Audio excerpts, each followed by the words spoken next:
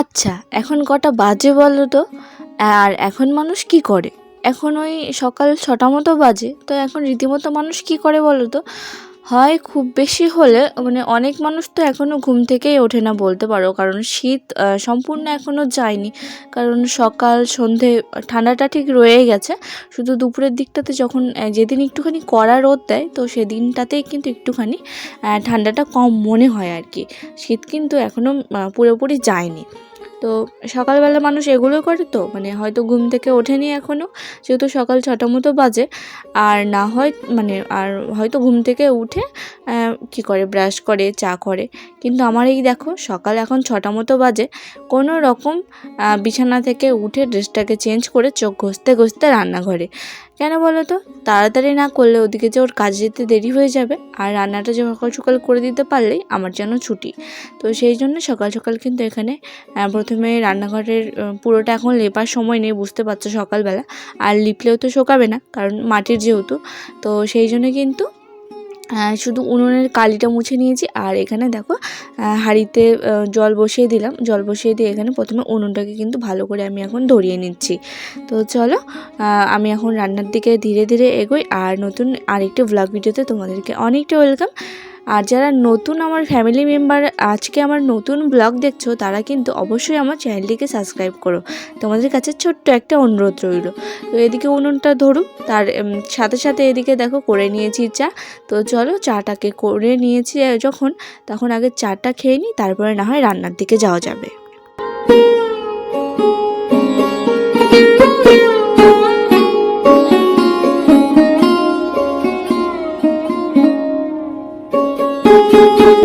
চলো আজকে আমি কাজ করি আর তোমাদের সাথে একটুখানি আজকে গল্প করে নিই। তো তোমরা যেই থাম্বেলটা দেখে এসেছো আর যারা আমার রীতিমতো ভ্লগ দেখো, তোমরা তো জানোই যে বাড়িতে আমরা তিনজন, আমি, শ্বশুরমশাই আর বড়মশাই। তাছাড়া বাড়িতে কিন্তু এখন বর্তমানে কেউ নেই, মানে ফ্যামিলি মেম্বার আর কি। তো শাশুড়ি মার কথা শুনে অনেকটাই অবাক হলে সেটা জানি, কিন্তু কি বলতো, যদি শাশুড়ি মা থাকতেন তাহলে কি বিয়ের পরদিন আমাকে রান্নাঘরে আসতে হতো?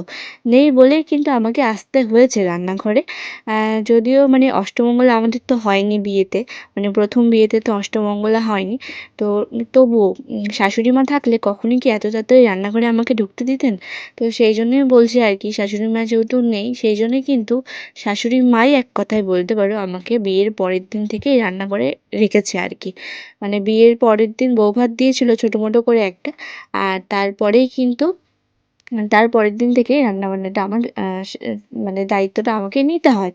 তো যাই হোক, সেটাই আজকে তোমাদের সাথে শেয়ার করলাম। অনেকে আমার ব্লগে নতুন আছো জানি, তো যারা নতুন আমার চ্যানেলটিকে সাবস্ক্রাইব করছো তাদেরকে অনেক ধন্যবাদ। তো এদিকে দেখো রান্নাটা আজকে করলাম হলো ডিমের ঝোল করেছি আর শাক ভাজা করেছি। করে নিয়ে এখানে দেখো যে এখানে যে সাজের ডালা, মানে এটাকে লবণ তেলের খুঁটির ডালা বলা হয়, তো কিন্তু এটাকে বলা হয় সাজের ডালা বা সজের ডালা কিছু একটা বলে। তো মানে আমাদের গ্রামের সাইডে আর কি। তো সেটাকে আর কি ভালো করে পরিষ্কার করে নিলাম, যেহেতু ডালাটা যেহেতু বেতের মানে বাঁশের বোনা। তো সেটাকে তো আর সেরকম মুছে পরিষ্কার করা যায় না। তো প্লাস্টিক এগুলোকেই তো ভালো করে পরিষ্কার করা যায়, সেই জন্য কিন্তু এগুলোকে গুছিয়ে নিচ্ছি। কি বলতো, যেদিন থেকে এই সংসারে এসেছি সেদিন থেকে সব কিছু যেন নিজের মতো করে করতেই বেশি ভালোবাসি। কেউ কিছু শিখিয়ে দিলে মানে যেটা জানি না আমি নিজের ইচ্ছায় শিখে নিলাম, সেটা ব্যাপার আলাদা। কিন্তু কেউ যদি যেচে এসে আমাকে বলে না, ধরো আমি একটা কাজ করছি সেটাতে এসে যদি কেউ বলে যে এটা এইভাবে না এইভাবে করতে হয়, সে ভুল হলে আমার ঠিক আছে, কিন্তু ধরো আমার কাজটা যেইভাবে করছি ঠিক আছে সেটা, তো আমার না খুব রাগ হয় আর কি। তো যাই হোক, কি আর করা যাবে, লোকের মুখে তো মানে হাত কোনোভাবেই দেয়া যায় না। মানে একটা কথাই আছে না যে অল্প বিদ্যা ভয়ঙ্করী। সে হয়তো নিজেও আমার থেকে কম জানে, কিন্তু যখন একটুখানি আমার কোনো কিছুতে ইয়ে হয়, একটুখানি ভুল ভ্রান্তি হয় আর কি, তখন এমন ভাব দেখাতে আসে যেন সে কতই না জানে। তো তোমাদের সাথে কথা বলতে বলতে বড়মশাই কিন্তু চলে গেছে কাজে। আমি এদিকে রান্নাঘরটা পুরোটা গুছিয়ে নিয়ে বাসনগুলোকে বের করে এখন বাসন কটাকে ভালো করে ধুয়ে নিচ্ছি। তো শাশুড়ি মা যেই কথাটা বলেছি তোমাকে মানে তোমাদের আজকে এই ব্লগে, তো জানি না মানে কাদের বাড়িতে কী সমস্যা। তো সত্যি মানে শাশুড়ি মা না থাকাতে কী কী সমস্যা হয় সেগুলো নিয়ে তোমাদের পরে না হয় একদিন একটা ব্লগে বলবো। আজকের ব্লগটা একটুখানি অন্য টপিকে আনতে চাইছি। তো সেইজন্য আজকে সেই কথাটা আর কি নাই বললাম। তো এইটুকুই বলে রাখি যে বিয়ের পরদিন মানে যদি শাশুড়ি মা থাকতেন আর কি, তাহলে নিশ্চয়ই মানে এটা হতো না আমার সাথে। তো মানে অনেকেই আছে যারা বলে যে আছে ভালো লাগে না। কিন্তু আমার মনে হয় যে থাকাটাই হয়তো একটুখানি ভালো হতো এখন। থাকলে কি হতো সেটা তো আমি জানি না। তবে আমার মনে হয় যে থাকলে অনেকটাই ভালো হতো। তো যাই হোক এই কথা এখন বাদ দিই। যে নেই তার কথা ভেবে কী বা হবে, তাই না? তো এখন ভালো করে বাসন কটাকে ধুয়ে নিয়ে কলপার থেকে একটুখানি জলটা দিয়ে নিয়ে এখন দেখতেই পাচ্ছ বাসনগুলোকে এখনও নিয়ে যায়নি কেন বলো তো? রান্নাঘরটা একটুখানি লিপেছি আর কি ওই সাইডটা, সেই জন্য ভেজা ভেজা রয়েছে। মানে পুরোটা না, জাস্ট উনুনটা আর কি এভাবে লিপে দিয়েছি। তো ওই সাইডটায় যেহেতু বাসনগুলো রাখা হয় ওখানেই, তো ওখানে আবার যেতে গেলে আর কি পায়ের দাগ উঠে যাবে আর পায়ের সাথে মাটির চোটে আসতে পারে। সেই জন্য কিন্তু এখন বাসনগুলোকে নিয়ে যাবো না, আগে আমি ফ্রেশ হই, ঘরটাকে গুছিয়ে নিই, তারপরে কিন্তু বাসনগুলোকে আমি নিয়ে যাব। তো এখন দেখো কলপারটাকে ঝাড় দিয়ে ঝাঁটাটা কিন্তু ভালো করে ধুয়ে নিচ্ছি। আর এদিকে কলপার বলো রান্নাঘর বলো পুরো কমপ্লিট পরিষ্কার করা হয়ে গেছে। আর দেখো কত ভুলো মন আমার। এদিকে বড়মশাই চা খেয়ে ৩ কাপে চা ঢেলেছিলাম আজকে। তো বড়মশাই চা খেয়ে কিন্তু কাপটা ধুয়ে রেখেছে। আর এদিকে আমাদের শ্বশুর বৌমার কাপ দুটো পড়ে রয়েছে। আর বাসন কটাকে মেজে নিলাম, কাপগুলো ধোয়ার কথাই কিন্তু আমার মনে নেই। তো চলো নোংরাটাকে আগে ফেলে দিয়ে আসি। একদম বাড়িটা একদম পরিষ্কার গুছিয়ে রাখি। তারপর টুকটাক করে যা যা আছে সেগুলোই করে নেব। তো সেই ট্রেটা অনেকদিন পর বের করলাম। কেন জানি না মানে সব কিছুই রয়েছে। ট্রে রয়েছে, এটা একটা রয়েছে, তারপরে বড় আরেকটা ট্রে রয়েছে, ছোট প্লেটগুলো রয়েছে। কিন্তু আমি না ফট করে মানে ওই থালার মধ্যে করেই চা নিয়ে চলে আসি আর কি। এটা একটা মানে বলতে পারো সমস্যা হয়ে দাঁড়িয়ে গেছে আর কি। যখন হাতের কাছে যা পাই তাই নিয়ে চলে আসি আর কি। তো তারপরে কাপগুলোকে আমি যেখানে রাখতে গেলাম গ্যাসের ওই সাইডটাতে, গিয়ে দেখছি যে এই কৌটোগুলো তো অনেকদিন ধরে নোংরা হয়ে রয়েছে, প্রায় মাসখানেক মতো হচ্ছে। আর মাসকাবারি বাজার আসারও সময় হয়ে গেছে, সেই জন্য ভাবলাম যে কৌটোগুলোকে একটুখানি ধুয়ে রাখি। তো ধুয়ে রাখার আগে একটুখানি জল দিয়ে রাখতে হবে, কারণ মানে ধুলো ময়লা কালি এসব তো পরেই যেহেতু উনুনে রান্না করা হয় সেই জন্য। তো এখন ভালো করে এগুলোকে জল দিয়ে রেখে দেবো, ওই আধ ঘন্টা মতো রেখে দেবো, তারপর ধুয়ে নিলেই কিন্তু একদম পরিষ্কার হয়ে যাবে।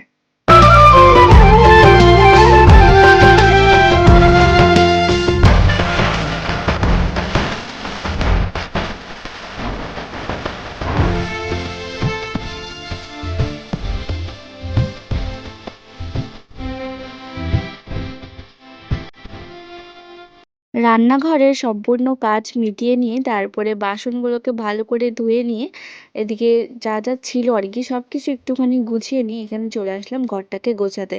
আসলে কি বলতো সকালবেলায় ঘর থেকে বেরোতে হয় তো, আর একবার ঘরে এসে ঢুকলে মনে হয় না যে বাইরে কোনো কাজগুলো করি, সেই জন্য চেষ্টা করি বাইরের কাজগুলো আগে করে নিয়ে তারপরে ঘরে আসতে। কারণ ঘরে আসলে খুব একটা আলসেমি চলে আসে, মনে হয় একটুখানি শুয়ে পড়ি, সেই জন্যে কিন্তু চেষ্টা করি কাজগুলো ভালো করে গুছিয়ে নিয়ে আসার, মানে গুছিয়ে নিয়ে তারপরে ঘরে আসার। তো এখন দেখতেই পাচ্ছ বিছানাটাকে প্রথমে টান টান করে গুছিয়ে নিয়ে ব্ল্যাঙ্কেটটাকে এখানে রেখে দিলাম, তারপর বালিশগুলোকে আবার একটুখানি ঝেড়ে নিয়ে ভালো করে যেমন করে টিপটাপ ভাবে রাখা যায় সেইভাবে একটুখানি রাখলাম। আসলে জানি না ক্যামেরার দোষ না মানে ঘরের লাইটের কোনো সমস্যা আছে বলে আমার তো মনে হয় না। কারণ আমার ফোনের থেকে না ওর ফোনে খুব ক্যামেরাটা খুব ভালো আসে এই লাইটে। মনে হয় আমার ক্যামেরাটা মানে অন্ধকারে কাজ করে না আর কি, রাত কানা এরকম বলতে পারো। মানে বেলার দিকে ঠিক আছে, রোদে ঠিক আছে, মনে হয় ক্যামেরাটাই রাত কানা। তো সেই জন্য এই লাইটের আলোতে তারপর একটুখানি সন্ধে নেমে গেলে ও যেন ঠিকঠাক ফোকাস নিতে পারে না জিনিসগুলোকে।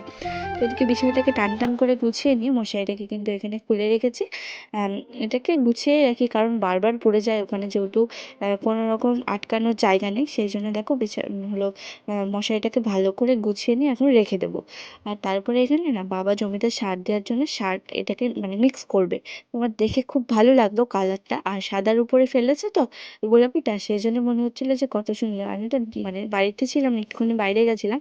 তো বাইরে থেকে এসে দেখছি যে এই কি সুন্দর লাগছে। তো এখন দেখো যেই কোটোগুলো ধুয়ে রেখেছিলাম সেগুলোকে কিন্তু ভালো করে ধুয়ে নিয়ে এখন রোদে দিয়ে দিচ্ছি। এদিকটাতে কেন দিচ্ছি বলো তো? যখন সূর্যটা এই সাইডে যাবে না, পুরো রোদটা মানে পুরো বেলা জুড়ে এই সাইডটাতে রোদ থাকবে সেই জন্য। তো তারপরে মাথায় আজকে তেল দিয়েছিলাম, শ্যাম্পু করব না। কালকে শ্যাম্পু করব দেখি, রবিবার রয়েছে আর আজকে শনিবার, তো চলো আবার সিঁদুর তুলবো না।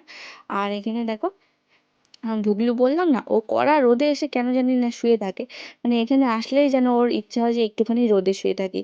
তো স্নান করে এখানে দেখতে পাচ্ছ যে জামা কাপড়গুলোকে মেলছে। পুজো কিন্তু আমার হয়ে গেছে। আর তারপরে তোমাদের সাথে দেখা হচ্ছে হলো ওই বিকেল কটা 4টে মতো বাজে এখন। ঘুম থেকে উঠে ঘর বারান্দা ভালো করে ঝাঁট টাট দিয়ে একটুখানি ভাত খেয়েছিলাম। তো খাওয়া দাওয়া করার পরে তারপরে এখন ঠাকুরের বাসনগুলো তুলে রাখা ছিল।